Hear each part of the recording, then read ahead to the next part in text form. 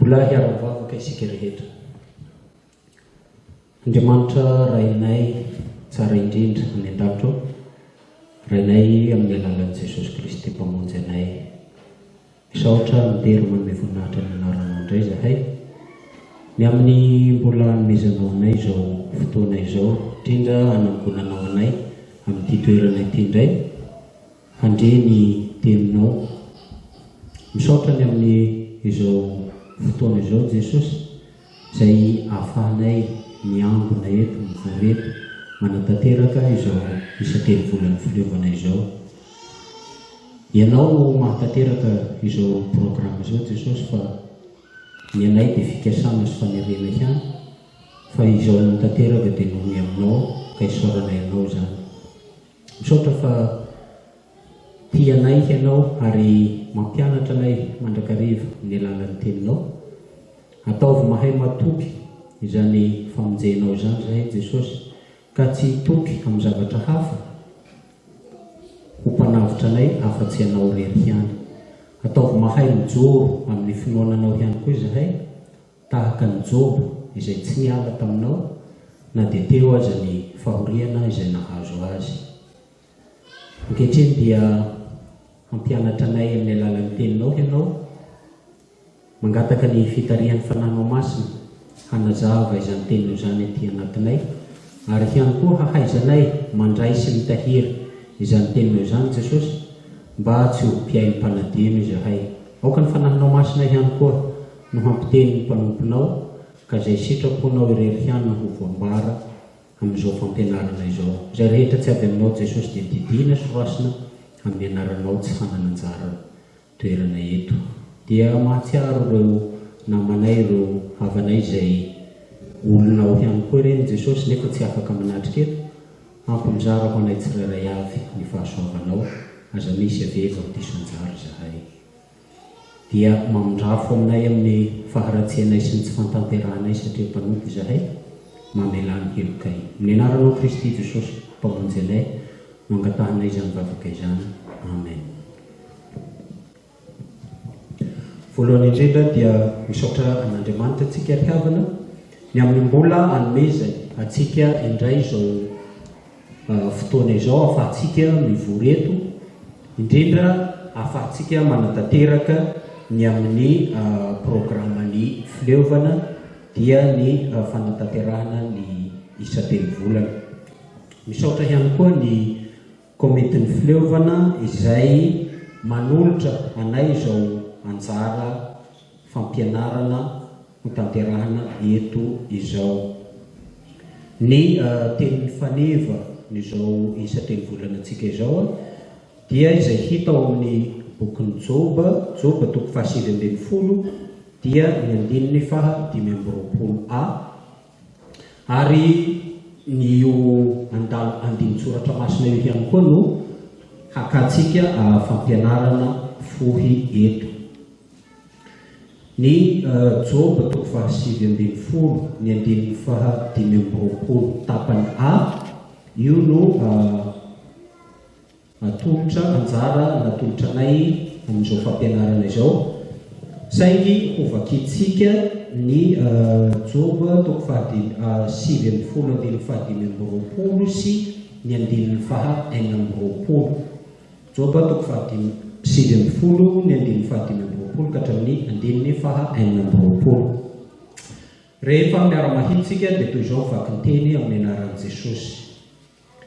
Kanefa raha izaho dia fantatro fa velona ny mpanavotra ka hitsangana any amparana eo ambony vovoka izy, ary rehefa levona ny hoditro izao simba izao sady afaka amin'ny nofoko aho dia hahita an'Andriamanitra. Amen.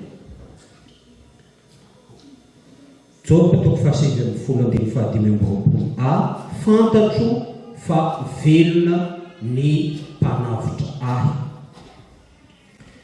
Teny navaliny Job ireo namany telo lahy izay tonga namangy azy ity andiny tsoratra masina izay anjarantsika eto ity. Job dia tsy hafa fa ilay lehilahy manan-karena, ilay lehilahy marina, ilay lehilahy natahotra an'Andriamanitra, kanefa nihara ny fahoriana be. Ary ny bokin'ny Job dia miresaka sy mitantara ny amin'izany lehilahy izany sy izay nanjo azy. Ary raha jerena ity toko 7:20 indrindra fa ity andininy 5:20 sy ny manaraka izay anjarantsika eto ity dia maneho indrindra ny fanantenan'ny Job manoloana ireo zavatra rehetra izay niseho tamin'ny fiainany. Io no ambarany ity andiny tsoratra masina izay anjarantsika ity. Inona tokoa moa ny zava-niseho sy ny zava-nisy ka nahatonga ny Job hiteny amin'ity andiny tsoratra masina ity?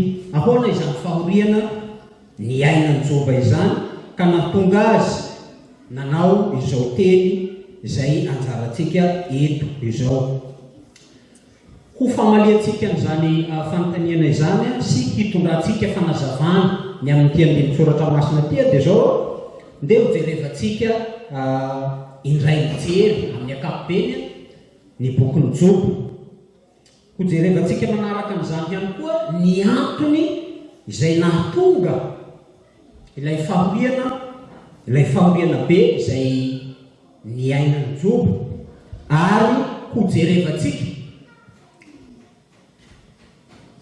farany ny amin'ny hevitry ity andiny tsoratra masina izay anjarantsika ity, indrindra ny heviny ara-teolojika.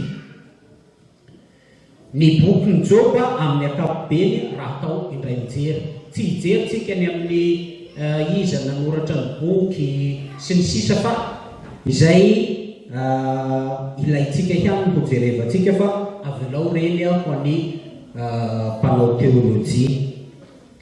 Ny bokin'ny Job dia iray amin'ireo boky feno fahendrena sy kanto ao amin'ny Baiboly. Boky mitantara ny fiainan'ilay lehilahy iray mpanan-karena sady maro mahitsy matahotra an'Andriamanitra hoy tsika teo ity boky ity. Kanefa izany lehilahy izany indrindra no nihara ny fahoriana mafy izay tsy hafa fa fitsapana ny amin'ny finoany.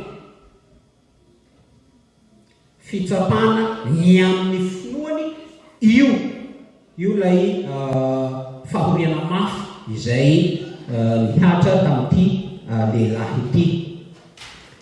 Raha ambara amin'ny fomba hafa ity boky ity dia azo lazaina hoe boky mitantara ny amin'ny fijalian'ny olo-marina. Boky mitantara ny amin'ny fijalian'ny olo-marina. Toy izao ny famintinana ny tantara araky ny fizarany boky. Fizarana voalohany dia ny amin'ny fitsapana nahazo amin'ny Job izay hitantsika ao amin'ny Job toko 1 sy ny toko 2. Ao amin'izany toko voalohany sy toko faharoa zany a joba ilay lehilahy marina tsy misy tsiny mahitsy natahatra an'Andriamanitra saingy navelan'Andriamanitra ho tsapaina izy ka tao anatin'ny fotoana foromonja dia rigana avokoa izay rehetra nananana ny fananany rehetra maty avokoa ny zanany folo mianadahy ny dirany aretina feno vai ny tenany angamba azoazontsika saratsaina amin'izany ny fahoriana mahazo azy ny fananana rehetra rigana ny zanaka maty ny tena azo ny aretina dia azontsika saratsaina amin'izany ny fahoriana nahazo ity lehilahy ity saingy zao na dia teo azy izany rehetra izany dia tsy mba nanome tsiny an'Andriamanitra Joba izay nataony aza dia nisaotra an'Andriamanitra izy tamin'ny zavatra rehetra izay niseho nahazo azy. Io no nataony Joba io. Asika raha manao ahoana ny fiainantsika raha ohatra hoe tamin'ny toeran'ny Joba isika. Raiso amintsika mipetraha eo amin'ny toerana ny fananana rehetra rava ny zanaka maty.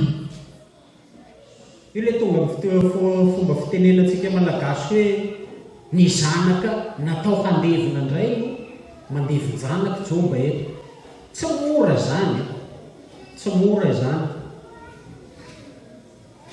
Ny tena marary ny anankiray amin'ireo aza rehefa ataontsika hoe rehefa tratry ny aretina zay isika efa mila hamoy fo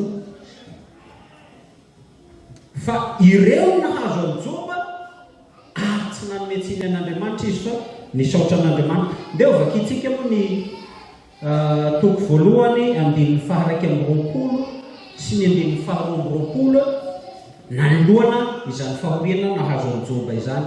Joba toko voalohany andininy faharaiky amby roapolo sy ny andininy faharoa amby roapolo amin'ny anaran'i Jesosy. Sady nanao hoe fakitsika manomboka amin'ny andininy faharoapolo dia nitsangana Joba ka nandrehatra ny lambany ary nanaratra ny lohany dia niapoka tamin'ny tany ka niankohoka sady nanao hoe ny kibony ny tanjaka no nivoahako avy tany kiboneny ary ny tanjaka no iverenako any amin'ny Jehova no iverenako any. Jehova nanome ary Jehova nanaisitra isaorana ny anaran'i Jehova. Telo fisaorana an'i Jehova Andriamanitra no nasetry ny Joba ny fahoriana izay nahazo azy.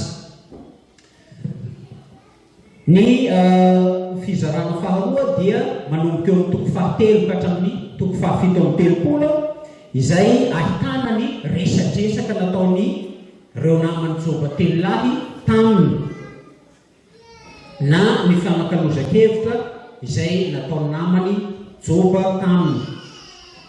Amin'izao fahoriana mahazo amin'ny Joba izao dia tonga mitsipika azy ireo namany telo lahy izay tsy hafa fa Elifaza, Bilbada ary Zofara. Ny hevitry izy ireo amin'ny izao fahavoazana mahazo amin'ny Joba izao dia ny hoe mijaly azon'izao fahoriana izao Joba satria nanao ny ratsy. Io no hevitry izy telo lahy antony nahatonga ny fijalian'i Joba satria izy nanao ny ratsy dia mijaly sy mahazo izao fahoriana izao izy. Zany hoe ny hevitra iray telo lahy reto zany raha nilazantsika azy tery aloha dia mifanohitra. Tsika laza fa lehilahy marina mahitsy tsy nanan-tsiny natahatra an'Andriamanitra Joba nefa ireto namany reto dia milaza fa nanao ratsy Joba matoa azo izao fahoriana izao. Ary izay antony tena nahatonga reto namany telo lahy reto nilazany izany dia zao hoe amin'ny endrika ivelany Joba no hita marina sy tsy manan-tsiny matahitra an'Andriamanitra fa manao ny ratsy izy any ambadimbadika. Ka Andriamanitra izay marina mahita ny zavatra rehetra dia afaka mamaly fahoriana amin'izay ratsy nataony Joba. Io dia fiheverana nisy teo amin'ny zanak'Israely, teo amin'ny Jiosy. Io fiheverana io nanana n'izany fisainana zany izy ireo hoe ny olona anankiray matoa manan-karena, matoa manana ny mahizy azy dia noho ny fitahian'Andriamanitra sy noho ny fahasoavana. Ny olona anankiray kosa matoa misy manjo azy dia noho ny fampitany, noho ny faharatsiana. Io ny antony nahatonga ny mpianatra ny teny ao amin'ny Jaona 7. Rehefa nahita ilay lehilahy teraka jamba hoe ity lehilahy ity vany nanota sa ny ray aman-dreny no dia teraka jamba izy. Noho io fiheverana io. Io ihany koa nahatonga ilay mpanan-karena nanatona an'i Jesosy hoe inona ny fataoko mba handovako ny fiainana mandrakizay. Izay maka fanahy an'i Jesosy ity lehilahy ity.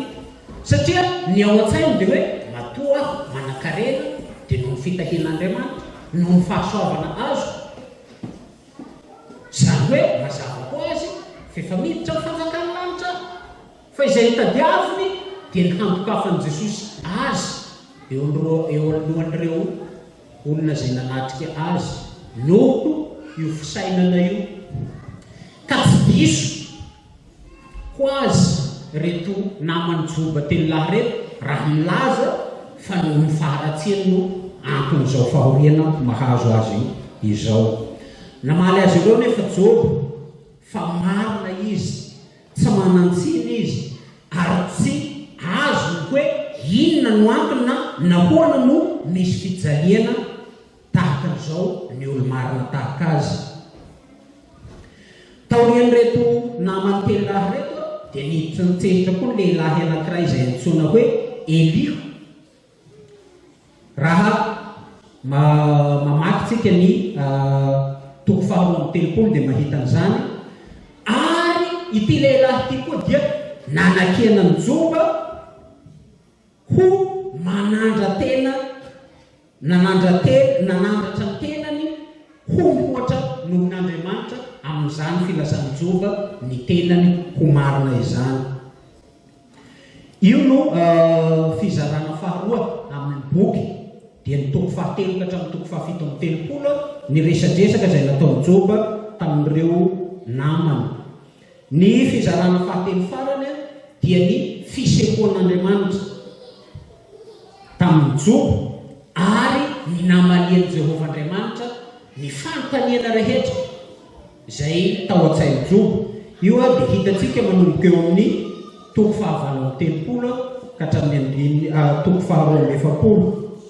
Io ny sehoan'i Jehovahandriamanitra tamin'i Joba, namalian'ny fanontanian'i Joba ary nanarenany indray ny fiainan'i Joba ka namerenany ireo anjara izay tokony ho an'i Joba. Namaly an'i Joba tao anatin'izao tafio-drivotra mahazo azy izao Jehovahandriamanitra. Tsy nanome fanazavana momba ny antony fijaliana izy. Tsy nanome an'io Jehovahandriamanitra, tsy nisy justifie tamin'i Joba izy hoe zao no antony nahatonga ny fahoriana sy fijaliana mahazo anao io. Fa naneho kosa ny heriny sy ny fahendreny Jehovahandriamanitra tamin'ny alalan'ny zava-bohary izay hariana. Tsy nanome fanazavana momba ny antony fijaliana Jehovahandriamanitra, momba ny antony fijaliana izay nahazo an'i Jehovahandriamanitra, fa naneho kosa izy ny heriny sy ny fahendreny tamin'ny alalan'ireo zava-bohary izay nohariany.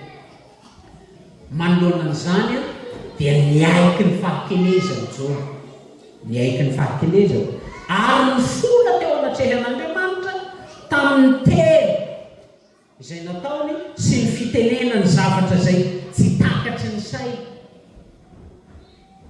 Satria na dia nisaotra ny Jehovahandriamanitra araky ny kiantsika azy tao amin'ny toko voalohany andiny faraiky am'roapolo sy ny andiny faharoa am'roapolo aza joba dia zao noho ny fahafantarana fa olo marina izy noho ny fahafantarana fa tsy manatsiny izy dia zao nahatsapa izy hoe niala taminy Jehovah-Andriamanitra ary zany no vakiny mpanompon'Andriamanitra izay henitsika tamin'ny Joba toko 7:20 teo. Fantatry Joba ary io teny izay nataony io indrindra io no nahatonga azy ny fona teo anatrehan'Andriamanitra rehefa nahatsapa ny fahakalezany manoloana an'ity Andriamanitra izay nahary azy ity izy manoloana ny fahalebiazana sy ny fahendreny izany Andriamanitra nahary azy izany.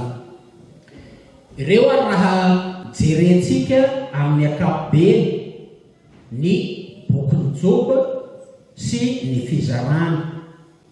Ho jerevantsika manaraka izao kosa ny amin'ny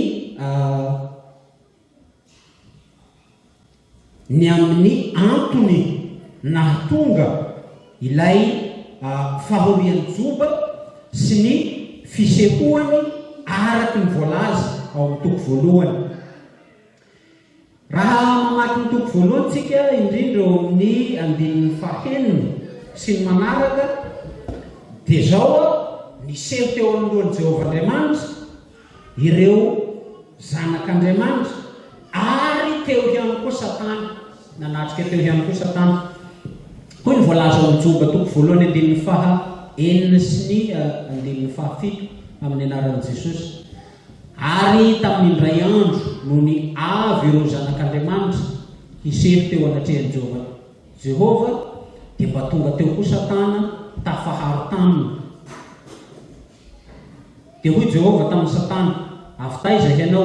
Dia namaly an'i Jehova Satana ka nanao hoe avy nizaha teny amin'ny tany aho ka nivezivezy teny. Manantona an'i Jehovah-Andriamanitra ireo anjely. Io tiany ilay tenin'Andriamanitra hoe hambara eto hoe ireo zanak'Andriamanitra, satria mety hametraka anontaniana antsika hoe ahoana koa zany hoe ireo zanak'Andriamanitra, nefa antsika milaza fa Jesosy no zanak'Andriamanitra lahtokana. Fa izay ambaran'io teny io araky ny teny Hebreo hoe Ben Elohim dia zao ireo anjely ao an-danitra na ireo zavaboary ara-panahy ao an-danitra, ireo io lazain'ity tenin'Andriamanitra ety hoe ireo zanak'Andriamanitra. Mivory manantona eo ireto anjely reto zany hoe hanao tatitra amin'ny Jehovah-Andriamanitra na handray iraka, satria fantatsika tsara fa rehefa misy iraka mpanaovan'i Jehovah-Andriamanitra dia ny anjely no irahiny tahaky ny nanambarana ny amin'ny fahatongavan'ny Mesia, ny amin'ny hahaterahan'ny Virjiny dia naniraka anjely Jehovah-Andriamanitra hanambarana izany tamin'ny Maria. Tahaka an'izany ihany koa tamin'ny fanirahany anjely izay hilaza ny fahaterahan'ny Jaona tamin'ny Zakaria.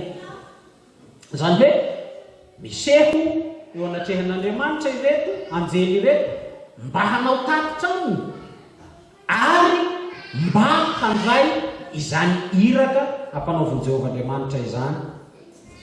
Dia teo koa Satana izay fantatsika fa anjely nivadika nihodina tamin'i Jehovah-Andriamanitra dia nanantona teo ihany koa izy, ary io mahatonga ilay firesahana eo amin'ny andininy fahafito ka manontany azy Jehovah-Andriamanitra.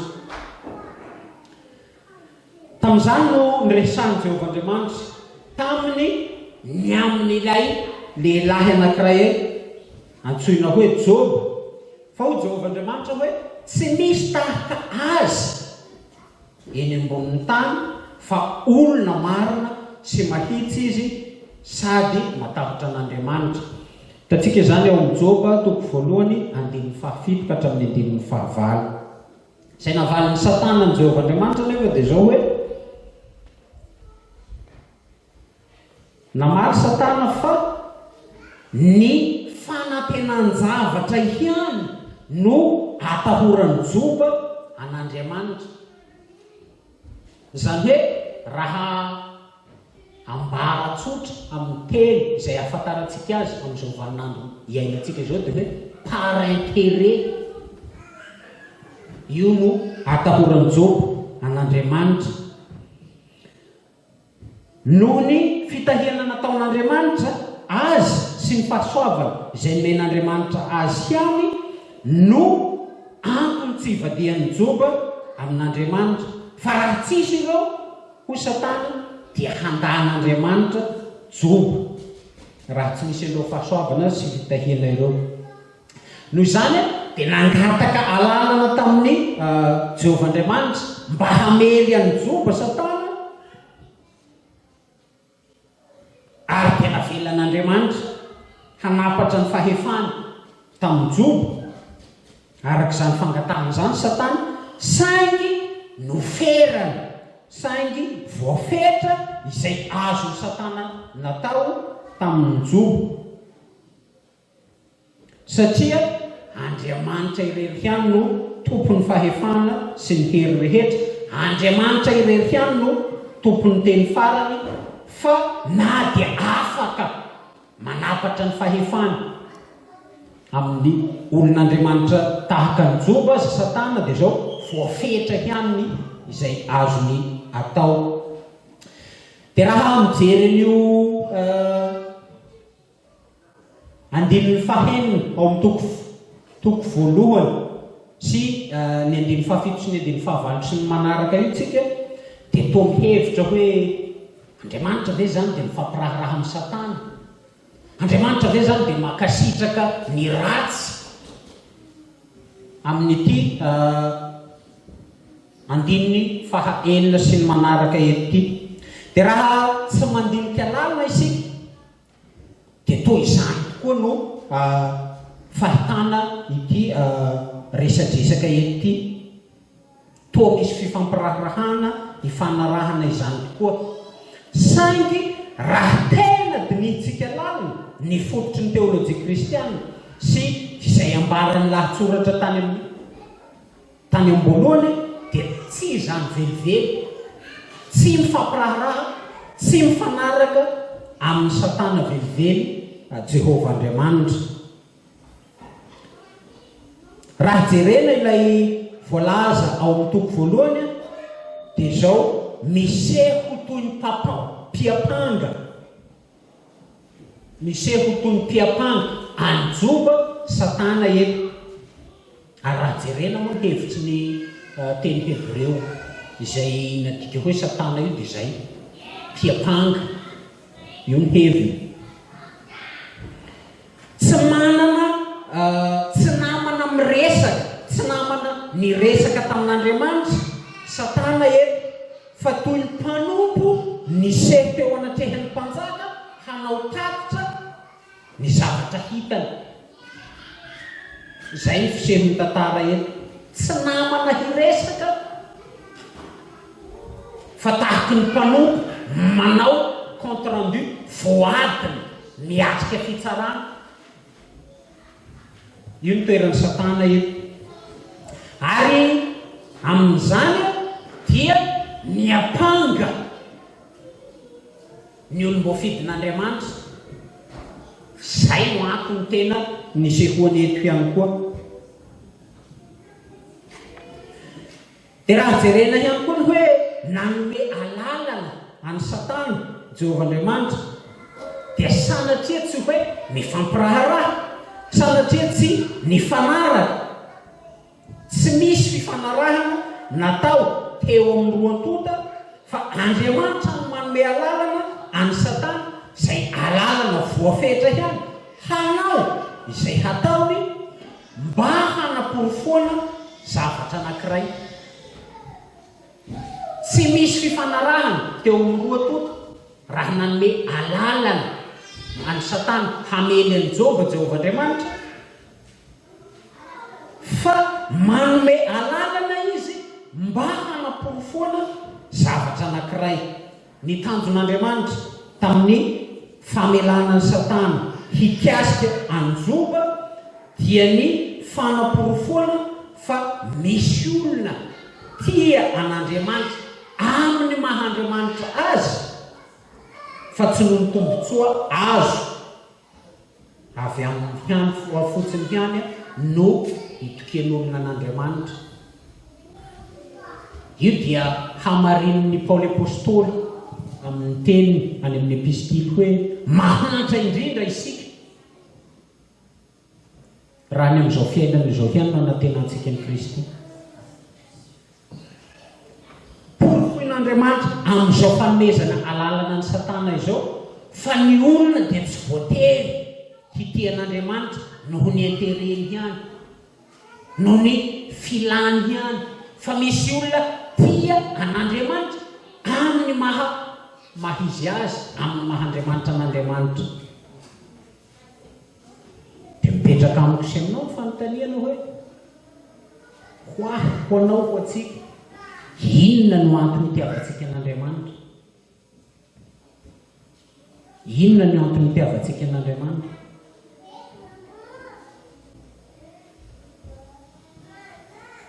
Zavatra ny tany ihany va?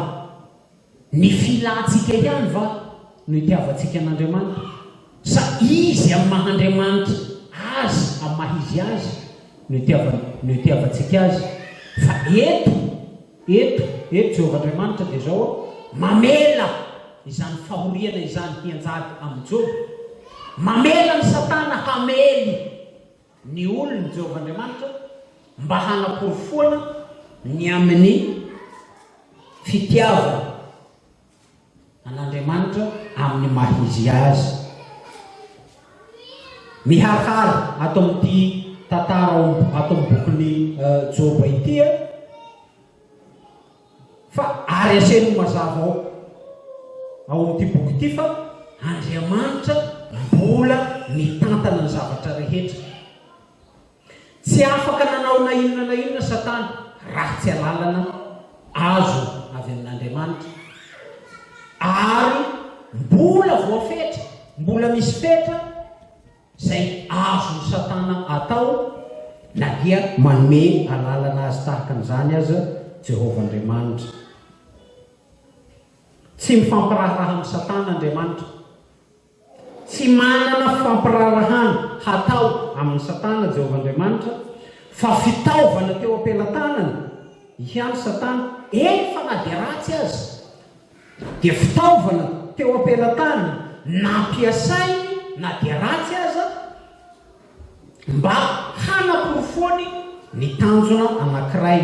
Nampiasaina io sarisary io mba hampisehoana amintsika olombelona fa na dia ny ratsy aza dia mbola eo ambany fahefan'Andriamanitra, ary ampiasaina izany ratsy zany navelany hiasa io ratsy io, satria misy tanjona lehibe izay tsy hafa fa mifono fahendrena ao ambadika izany famelan'ny ny ratsy hiasa izany. Fa na dia tsy takatry ny saintsika azy, fa na dia tsy takatry ny saintsika azy, dia io no tanjona izay namelan'i Jehovah-Andriamanitra ny ratsy hiasa dia misy fikendrena. Io dia hamarininy ihany koa amin'ny teniny tamin'ny zanak'Israely rehefa babo ny zanak'Israely. Ny fihevitro izy tsy fihevitra reo, manana hevitra hiheverana anareo hoy ny teniny, dia hevitra hitondra fiadanana fa tsy loza. Efa fahababoana zao atrehan'ny zanak'Israely dia mbola hevitra mitondra fiadanana ho zany hoe amin'ny alalan'ireny ratsy izay avelan'i Jehovah-Andriamanitra hiseho amin'ny fiainan'ny olom-boafidiny reny, dia zao manana hevitra zay tsy takatry ny saina olombelona izy, dia hevitra mifono fahendrena, hevitra mitondra fiadanana. Na dia teo aza ireo rehetra ireo, na dia teo aza izany rehetrarehetra izany dia ambarany tantara ao amin'ity bokin'ny Job ity fa tsy mba nanometsiny an'Andriamanitra velively Job nanaiky izany fandaminan'Andriamanitra izany izy, ary izany indrindra no voalaza eto amin'ity toko 520 sy andininy faha 420 ao amin'ny ny andiny faha 520 sy ny andiny faha 420 eto amin'ny toko 720 izay misy ny anjarantsika ity, ilazany Job ny fanehoan'ny fanantenana, ilazany fanehoan'ny fanantenana. Ahoana moa zany fanantenana izany?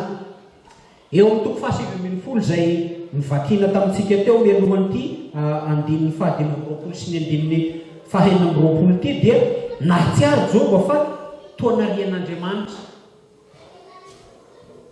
ilay tompony izy, ka nihatra sy nanjo azy ny fahoriana maro isan-karazany.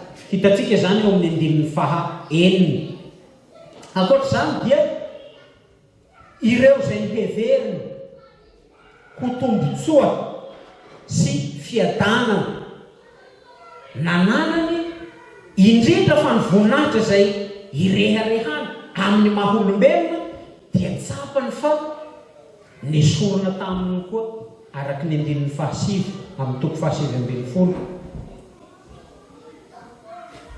Tsapany ihany koa fa nandao sy nandositra azy ireo havany, dia ireo havany akaiky izay tokony hitarainany sy hanampy azy, ary ny mpiara-monina taminy dia nanilika azy.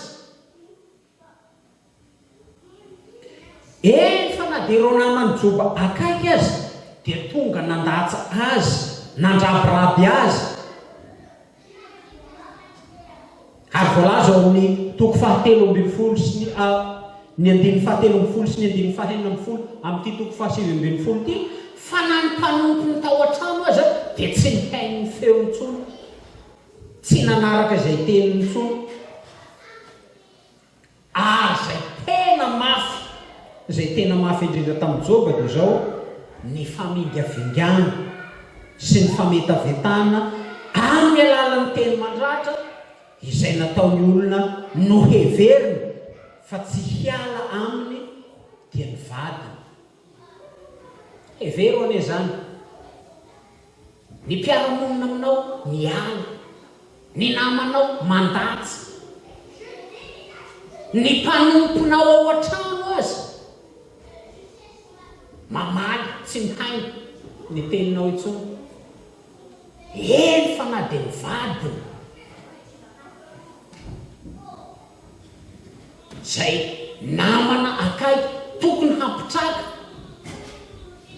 sady zay moa ilay toko ifanomezana rehefa efa ao mariazy, pour les meilleurs sy nino sy ny pire.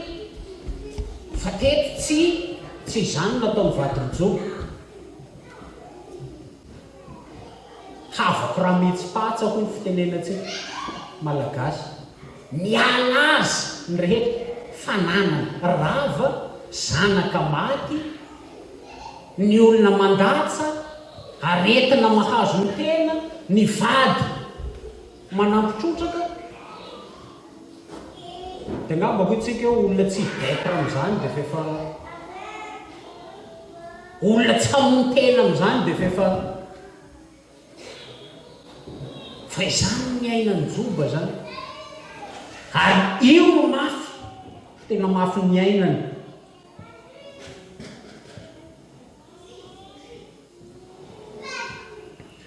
Raha lazaina tsotra dia hoe niala tamin'ny Job ireo izay niankinany tamin'ny fiainana maha-olombelona, niala tamin'ny Job izay nantenainy mba hanampy sy hanavitra azy. Ny nofony ny tenany aza dia potipotiky ny fery ka tsy nanantenany ho sitrana intsony, tsy nanantena ny hovelona intsony Job. Fa teo anatrehan'izany fahavoazana sy fiandrasan'ny fahafatesana zany dia zao tao anatin'izany fahoriana faratapony ety an-tany izay nihiatra tamin'izany dia tao anatin'izany no nananany fitodiana tamin'Andriamanitra ilay nahary azy sady topoiny ka nanehoany ny finoany sy nanambarany eto amin'ity 520 sy 520 eto ity fa fantatro fa velona ny mpaminavitra ahy. Manantena Job fa na dia ho faty aza ny tenany dia zao hoavitra izy ary hiaona amin'ilay tompony ilay Andriamanitra izay topoiny. Io ny voalaza amin'ny 520. Hoy ny voalaza amin'ny 520 amin'ity toko 720 ity hoe eny izaho no mahita azy ary ny masoko no mijery fa tsy olon-kafa efa maty mpandriana ny saiko. Efa tsisy fanantenana intsony izy ny amin'ny fiainana ety an-tany fa manantena kosa izy fa velona ny mpanavitra azy ary hiaona mivantana amin'izany mpanavitra azy zany izy. Io ilay finoana, io ilay fanantenana ao anatiny amin'ity andinin-tsoratra masina izay anjarantsika eto ity. Eo anatrehan'ny fiampangalo namany dia anambarany Job fa manana mpanavitra velona izy dia Andriamanitra izany. Hazo miantoka ny fahavelomany izany Andriamanitra topoiny izany. Hazo miantoka fa ilay Andriamanitra velona itokeny dia tsy maintsy hitondra aina sy fahavelomana ho azy indray, satria izany fahaveloman'Andriamanitra izany izay topoiny izany dia misy fiatraikany sady miapaka aminy. Zany hoe raha hijery ny hevitra ity andinin-tsoratra masina izay anjarantsika ety isika dia zao manana fahatokiana ilay Andriamanitra velona mpanavitra azy Job na dia ho faty azy ny nofony.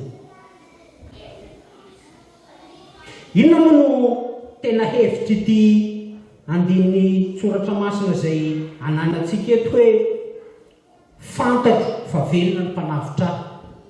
Ny teny hoe mpanavitra izay nadikany baiboly malagasy hoe mpanavitra eto dia ny teny hebreo hoe Goel. Teny hebreo hoe Goel. Ny hevitra n'izany dia zao hoe mpiaro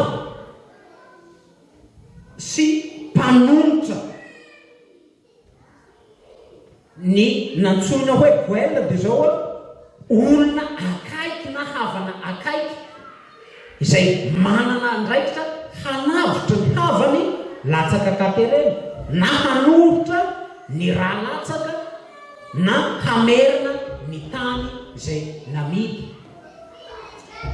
Teo amin'ny fiarahamoniny Israelina ny Jiosy dia zao hoe rehefa lasa kibabo ny olona anankiray dia misy olona akaiky azy na eo amin'ny fianakaviany mpanavitra azy, manavitra azy mba tsy hoandeva, manome vola avitra mba hanafahana an'izany olona izany. Ary zany ane ny hevitry ny fanavotana antsika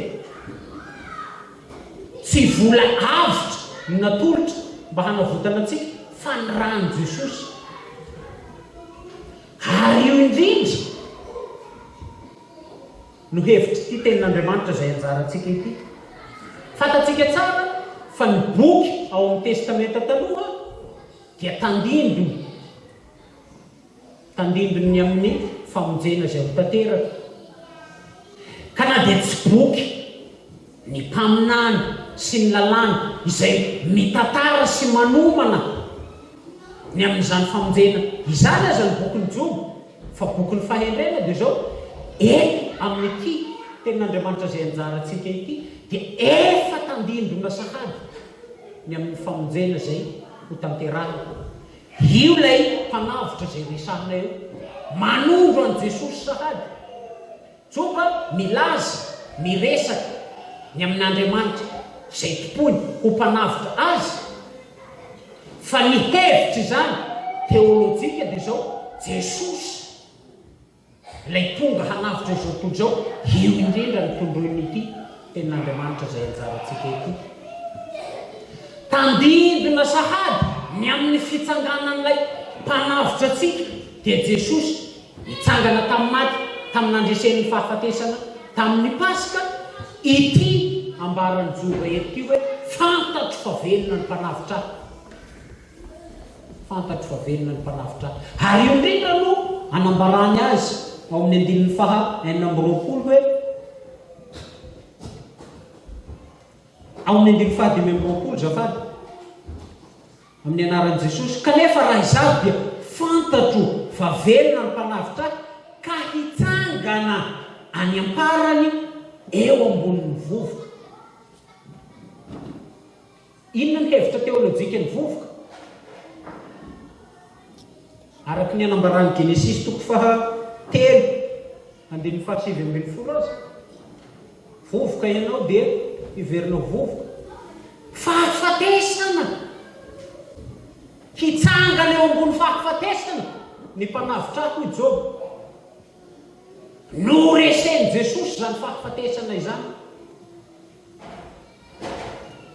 tandindona milaza ny amin'ny Jesosy mpanavitra sahady ity ten'Andriamanitra anjarantsika ity io ny heviny ara-teolojika ary tandindona ny amin'ny fitsanganan'ny tenan'ny maty sahady manambara sahady ny amin'ny fitsanganan'i Jesosy handresy izany fahafatesana izany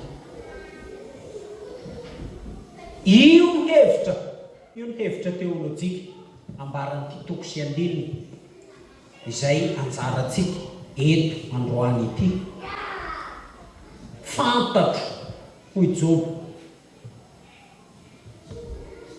tsy mahalala fehy malala fotsiny ihany Job fa mahafantatra ny amin'izany mpanavitra azy zany ary ao anatin'ny fahoriana zay mahazo azy izy no miteny izany teny fanantenana izany mijoro ny amin'ny finoany dia izao ten'Andriamanitra zay anjarantsika izay ianarantsika ny amin'ny bokin'ny Joba zao riavana dia mampianatra antsika fa na ny olom-boafidin'Andriamanitra azy dia mandalo fahoriana fa tsy araky ny lazana sy itorian'ny karazam-piangonana sasany azy ihany hoe aty aminay mipoka aty aminay mitobatobaka ny fahasoavana izay tsy mitorony amin'ny famonjen'i Jesosy ny amin'ny mahampanavitra an'i Jesosy fa manindrahindra ny amin'ny filany tany ny ara-materialy ihany fa eto amin'izao ten'Andriamanitra zao tsika dia ampianarina fa na ny olo-marina ny olom-boafidin'Andriamanitra aza dia mandalo fitsapana mandalo fahoriana saingy ny heviny eo amin'Andriamanitra dia fizahan-toetra ho atsika hampiharihary ny finoatsika izahana toetra ny finoatsika ho an'ny devoly lay ratsy dia famelezana atsika fakapanahy io ny heviny fahoriana izay mahazo atsika fa ho an'Andriamanitra dia hanefena atsika hahajoro amin'ny finoana azy ary hinoatsika azy amin'ny mahizy azy an'Andriamanitra fa tsy ny fitahiana sy ny fahasoavana izay omeny atsika ihany ary ten'Andriamanitra le milaza hoe motry soa ihany va no azontsika avy aminy mampianatra anao mampianatra atsika zao ten'Andriamanitra izao fa mety ho tonga amiko mety ho tonga aminao ny ratsy ny fahoriana tahaka izay nahazo an'i Joba dia samiana misavisa ny fahavoazana sy ny fahoriana izay mandalo eo amin'ny fiainantsika fa ngamba tsisy sahy teny hoe mafy tahaka ny nanjoany joby ety mety misy aretiny tahaka ny azy mahazo atsika ny sasany mety manana fahosana arabola amin'ny toe-bola zay mbola tsy mitaha amin'ny anjoby hoe ny arena rehetra mihitsy ny ringany mety mbola misy ihany atsika fa tsy ampy fa ny mijoba eto ringany izy rehetra mety maro isan-karazany ny olana sy ny fahoriana zay iainantsika atrehantsika samy manana ny azy sika tsirairay avy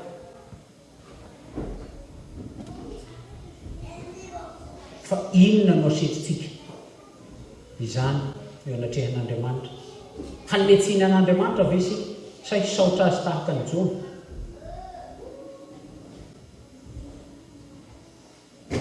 hahatoky azy va isika ka hiteny tahaka ny tenenany eto hoe fantatro fa velona ny mpanavitra azy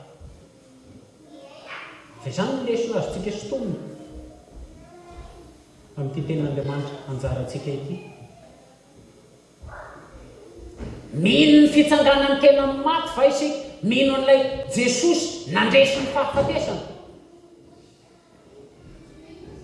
ho anao ho atsika nanaovana izany fandreseny izany sa mbola tahaka ny olona sasany ihany hoe angano-bazaha zay moa zao mivizina any an-tanindrazana hoe io tsy mampandroso atsika io tsy fiverenantsika amin'ny fomban-drazana fa minomino ny angano-bazaha sy ny finoanany razam-bazaha io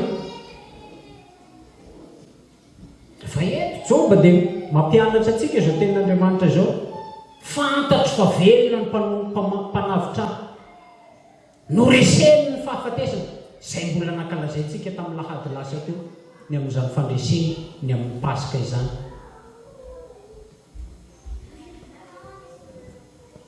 matoky izany fanavotana nataon'i Jesosy izany va izaho sy ianao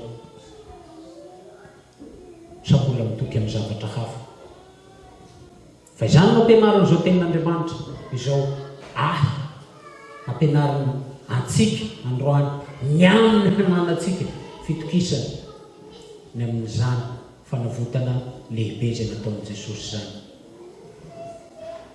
zaho sy ianao zay mandre izao tenin'Andriamanitra androany izao manana ity faneva ity hoe fantatro fa velona ny mpanavitra aty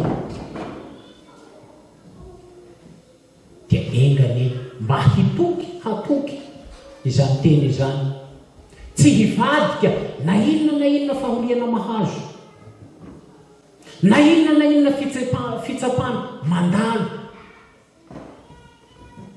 aoka hitoky an'Andriamanitra amin'ny maha-Andriamanitra mpanavitra atsika azy isika aoka hanao teny tahaka ny joby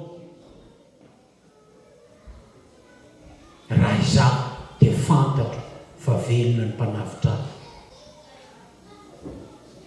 Andriamanitra tsy lalo-dalovana Andriamanitra tsy maty ilay Andriamanitsika retavana fa Andriamanitra mihaina raha mamaky ny andininy fahavalo amby telopolo manomboka amin'ny andininy fahavalo amby telopolo ka hatramin'ny andininy faharoa amby efapolo isika dia mahita ny navaliny Jehovah Andriamanitra ny Job rehefa nitaray ny Job amin'ireo fanontaniana maro zay tsy voavaliny noho ny fahoriana mahazo azy be dia be amintsika koa lepileritrety fa dia nahoana loatra Jesosy no izao no mahazo aza mametsivetsy fitarainana tahaka an'izany ihany fa araha vavaka araha fitokena an'Andriamanitra tahaka ny natao Job fa na dia teo aza ny fandatsana ny fandrabirabiana nataon'ireo manodidina azy tsy niala tamin'i Jehovah Andriamanitra Job natoky an' Jehovah Andriamanitra Job itokiso koa izy amin'izay mahazo anao hazavela hametsivetsy fanontaniana ao an-tsaina fotsiny fa araha vavaka mitala ho amin'Andriamanitra fa Andriamanitra mahay mivavaka ilay Andriamanitra Andriamanitra velo mamaly vavaka izy. Ary zay nasehony tamin'ny Joba teo dia niverina avoakely ny fananany Joba. Naveriny Jehovah Andriamanitra, nahazo taranaka izy ary tsy nisy tsara tarehy tahaky ny zanany araky ny voalazany tantara eto. Niverina nanakaiky azy indray ireo olona rehetra zay niala azy. Io ilay fitendren'Andriamanitra ny amin'ny fitsapana nahazo an'i Joba dia nihitokiany. Aoka izaho ianao zay mandray zao ten'Andriamanitra androany zao mba tena hatoky an'i Jehovah Andriamanitra, mba tena hino sy hatoky ny fanavotana izay nataon'i Jesosy ho azy. Soanao fanohiny amintsika ny nanaovana izany, fandresena ho antsika ny fandresena izay nataon'i Jesosy nandresy ny fahafatesana. Vavaka isika. Saotra Jesosy ny amin'ny ampianaranao anay indray androany, ny amin'ny hahaizanay matoky sy mino anao amin'ny mahizy azy anao Andriamanitra. Matetika tokoa izahay rehefa azo ny fahoriana dia manometsiny, miala. Ary indraindray aza tena miteny hoe mbola misy ve ianao Andriamanitra zay tokianay. Ankehitriny dia ampahafantarinao fa Andriamanitra velona ianao ary mihay mivavaka ary tsy mamelanay hilerina dia ao anatin'ny fahoriana azy fa mizaha toetra ny finoanay amin'ny alalan'izany fahoriana izay mahazo anay izany. Ataovy mahatoky tahaka ny mpanominao Joba zahay, mba hanananay firaisana aminao tokoa, mba hanananay finoana velona hijoanay vavolombelona amin'ny ireo manodidina anay sy amin'ny mpiarabelona aminay. Dia akinona sy apetraka fenao am-pelantananao Jesosy ny fitofizan'ny fotoana izay atao hoe ho voninahitry ny anaranao rehetra ihany. Ny anaranao Kristy mpamonjy anay. Amen.